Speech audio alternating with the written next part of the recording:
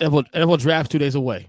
Obviously, Caleb's going first. I mean, there's no mystery behind the number one pick in the draft. Obviously, I'm going to ask you this: the core because it's very quarterback heavy, at least by virtue of what we believe is the case here. Drake May and JJ McCarthy and who I'm Jay missing, Michael Daniels, Penix, Jay Daniels. Jake Daniels, you name it. Bo Nix is a guy I've heard, although he's probably a little lower in the draft. Probably second round, yeah. You most likely, yes, I keep hearing. In order, in your opinion, this is Antwan Staley's mock draft, quarterback mock draft rather. Who are the four quarterbacks we're gonna? If they pick the order they go in, and where do you think they'll go most likely on Thursday night? I mean, I think 1, 2, 3 are pretty much set. It's just a matter of like where you think it's gonna go. I think Jayden Daniels will probably go to Washington. I think Drake May most likely go to New England unless they decide to trade out. It seems like they're definitely interested in hearing what trades might potentially be because they need a lot of help in a lot of different areas. But Yeah, y'all stick with them taking Drake May at this point. I think the Giants are possibly poised to take JJ McCarthy unless a team like the Vikings or the Raiders or Denver decides to trade up with the Chargers at 5 because the Chargers don't need a quarterback, no, so they need they they could need they need potentially trade. They they could need cheap potentially help. trade into Yeah, 5 and then get some picks back, and then those teams. I think that's a spot where a trade could definitely happen. If that doesn't happen, then I think JJ goes to the Giants, and then you look at Michael Penix. I think a team like the Raiders or the Seahawks makes the most sense too for him. Kind of mm-hmm. the teams as well. Both of them need quarterbacks. I think Seattle has Geno. He's been solid, but he is getting a little bit older. So Yeah. you need to have a little bit of plan in place too as well. And it wouldn't surprise me also if the Seahawks were to try to go up and get JJ McCarthy because you remember his old offensive coordinator is there with Seattle right now, the head coach. So yeah, I definitely think that could be a potential option. Are you surprised Jay McCarthy getting as much publicity as? Because he kind of came out of nowhere. Like I wasn't hearing anything about McCarthy really as a top tier draft pick during the season, and then he declares for a draft, and there was nothing for the first month after the season, and then all of a sudden, the last month and a half, you're hearing all this McCarthy buzz now. That at one point, I remember weeks ago saying that Washington was considering taking him number 2. I mean, are you surprised that this hype Uh, is as big as it is? not necessarily after they won the national championship. So I mean, I'm not the biggest fan of his, but Neither am some I. teams like him.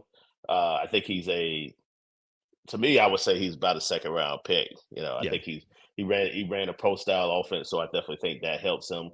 He's very run heavy. Had Mm-hmm. a really good offensive line around him and skill position players also around him. But yeah, I don't know if he's a franchise changing quarterback. Maybe I'm wrong about that. I'm not. It wouldn't be the first time I'm wrong about something, but uh, I definitely think for me, if I had to pick a fourth quarterback in the draft, it would be Michael Penix. I think he's much better polished prospect right now. I just think the only biggest question with him is this injuries. He's had Injuries, right? 2 seasons Correct. into injuries, and he's a little bit older. He'll be 24 coming up next month, so I think that might scare some teams away. But with the COVID year, you're going to have prospects that are a little bit over too, as well. So that's just kind of the nature of the beast. Not named Caleb Williams, who is the quarterback most likely to have the best career, whether it be Pro Bowls or just a long career. Which quarterback, in your opinion, is like to have the best career of the bunch? Not named Caleb Williams, of course. I mean, I'll say this: like, I think it depends on all where the players go, because I think that factors in, like the success that they may have, depending on Mm-hmm. the program. But I think Dre May has a really good shot to be really, really good. I know Mm-hmm. he's young; he's 21. He still has some things to work on too, as well. But if he can get into, the Patriots can do right by him, and also obviously put some skill position players around him, fill him with the offensive line. I think he has a chance to be really good for New England. I think he could be one of the best, if arguably the best quarterback in the draft. Because it was a time where it was a question whether to be Caleb Williams or Drake May would be number one too. But yeah, I think he has a lot of tangibles Yeah. and intangibles that I think teams really like. Don't tell old boy Kyle Nash that because he's not a Drake May fan at all. Woo! He's not a fan. Well, Kyle, me and him don't really agree on many things, so yeah, that's not really a big surprise. But do you know I met him for the first time this weekend? Finally, Say that again. do you know I finally met him for the first time in person this weekend, this past Saturday? Oh, really? I Okay. finally met. Yeah, I went to Orlando with my family, and we had a little gathering up there, and finally got to meet him. Yeah, I should have met him when I was in Orlando for the owners meeting, but there was Wait, you just a still haven't met him lot yet? going on. No, You I still? haven't. Oh my god! I thought I was a bad Yeah, one. Jeez. yeah, I haven't. Yeah, Um, I was busy in Orlando, yeah, man. It's a lot going I on get it, during that brother. I time. get it. Is Marvin Harrison Jr. the best non-quarterback player in this draft? I think he's the best player in the draft. So Ooh, like, yeah, I think he's really? the best player to me. Yeah. I mean, I'm not the only one saying this. I mean, Right, I talked to Jordan Reed, who works for ESPN, and he's right, also kind of echoing that same thing too as well. But yeah, I think Marvin Harris to me, like bar none, I think he's the best player in the draft. And then after that, you go like Caleb or whatever the case may be, some of the other wide receivers. But I think you got three really good wide receivers, top echelon with him, Malik Neighbors, and also Roman Dunze that are would be number one in any other draft. But I think Marvin is just that much better, head and shoulders to me. That's why I think the Cardinals, no matter what people think, I think they're going to take him at 4 because you got to have him pair with Kyler right, Murray. Like I right, think this makes too much sense. right. So again, the NFL draft is this Thursday. Cannot wait for that. Normally, I'm not a big draft guy, but the last couple of years, I've been kind of getting back into it a little bit.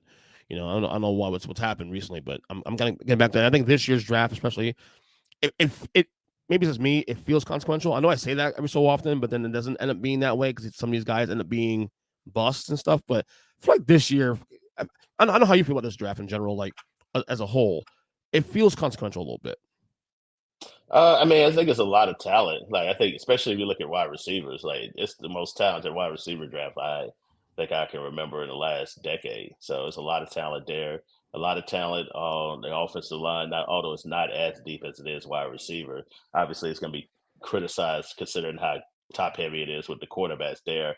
Kind of like 2021 too. I think that serves as a cautionary tale for people Yeah, as well, where people thinking, oh well, these guys are going to go out and right. shine and be great quarterbacks in this league. And now you look at the 2021 draft class. Trevor Lawrence is the only player that's still on the roster of the team that drafted him.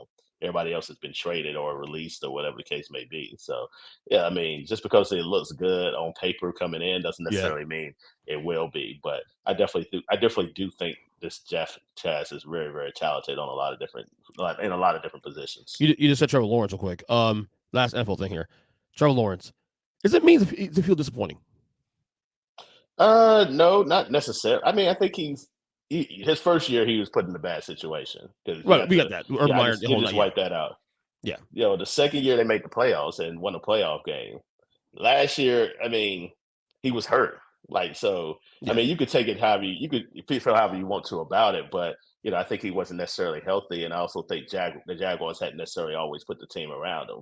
I think the bigger, larger point is people were putting pressure on him because of C.J. Stroud and what he was able to do as a Yes. rookie. I Yeah. mean, I- it takes people time to develop. I mean, and also, Jaguars were not a great situation when he came in, but for No, him that's to just make straight. the playoffs and also win a playoff game under Doug Peterson, I think they'll be fine. I just think people are kind of lukewarm on them because of what the Texans were able to do last year, and now CJ Stroud is the flavor of month. So now he's going to have to live up to that billing and what he able Yeah, to do as a rookie. that's a great point. That's a great point. All right, let's go to NBA real quick.